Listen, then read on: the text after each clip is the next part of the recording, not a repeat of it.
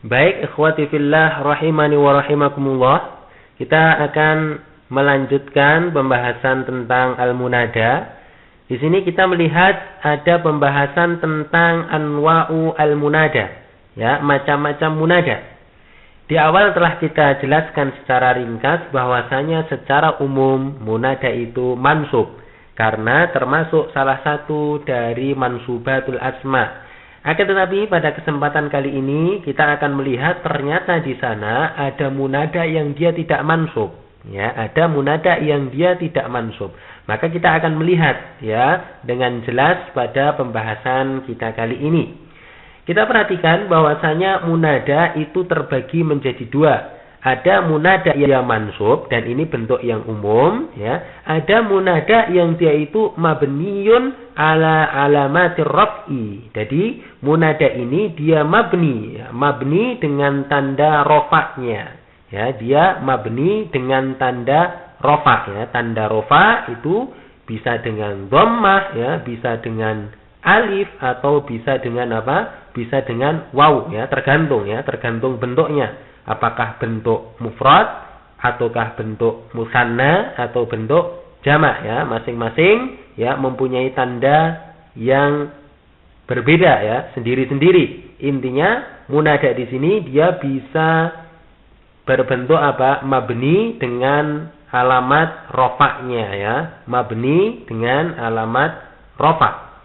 Baik, untuk kelompok yang pertama, kita melihat di sini munada yang mansub, ya, munada yang mansub. Munada yang mansub ini maksudnya apa? Munada itu dia selalu bentuknya mansub apabila terletak setelah huruf nida, ya. Maka munada yang selalu mansub ini ada tiga keadaan, ya. Ada tiga keadaan di mana setelah kemasukan huruf nida maka dia mansub, ya. Setelah kemasukan huruf nida maka dia mansub. Keadaan yang pertama adalah dia sebagai mudhaf, ya, dia sebagai mudhaf. Jadi apabila ada isim yang dia sebagai mudhaf, kemasukan huruf nida maka isim tersebut dia mansub, ya, apabila dia sebagai munada. Contohnya misalnya ya Abdullah, ya. Abdullah asalnya kan Abdullah, ya. Abdun ini kan mudhaf dari lafdzul jalalah Allah, ya, sehingga menjadi ya Abdullahi. Abda dia mansub, ya. Contoh yang lain misalnya ya Rasulullahi. Ya, di sini, ya, ada kata Rasul, ya. Rasul dia adalah mudhaf, ya. Maka dia mansub tatkala kemasukan salah satu dari huruf nida yaitu ya. Contoh yang lain misalnya ya Aba Bakrin. Nah, di sini ada aba, di sini ada aba.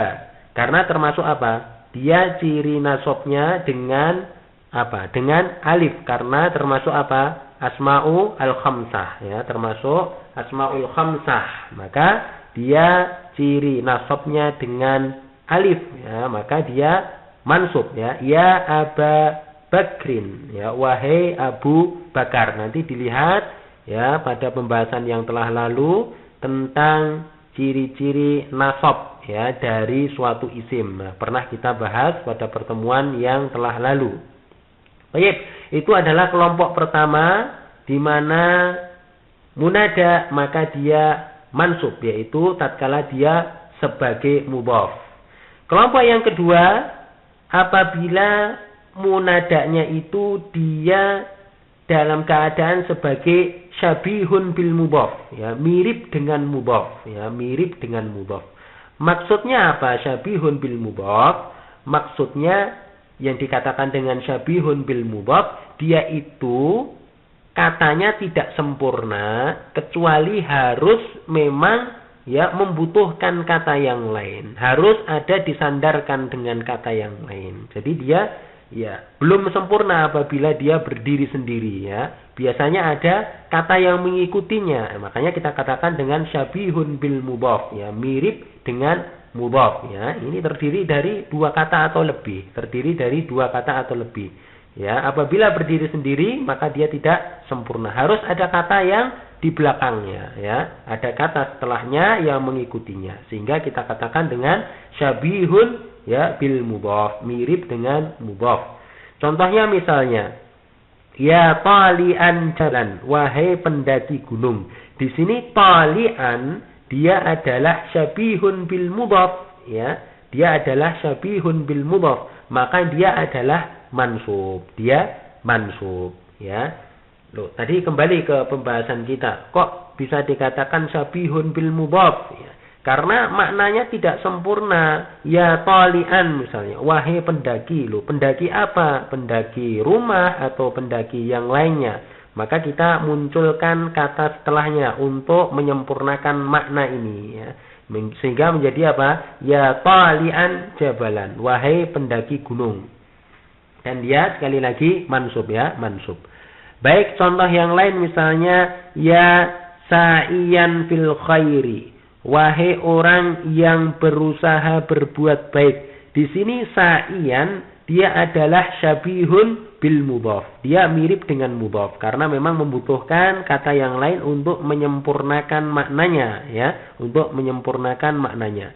Ya, karena dia termasuk syabihun bil mudhaf, maka dia mansub. Ingat kelompok yang pertama, ya, kelompok pertama dari munada, maka dia mansub, ya. Sa'iyan, ya sa'iyan fil khair, wahai orang yang berusaha berbuat baik.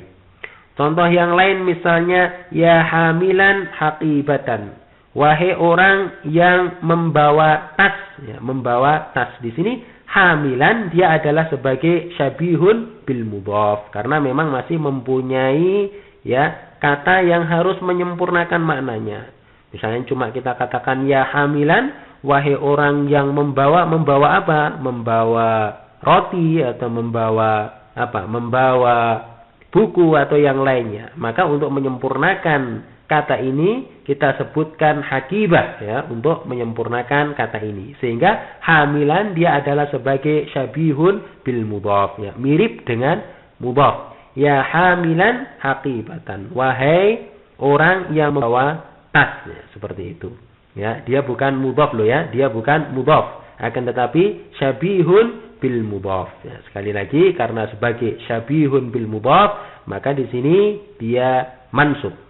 Baik, itu adalah tentang keadaan yang kedua di mana munadanya dia mansub, di mana munadanya dia mansub.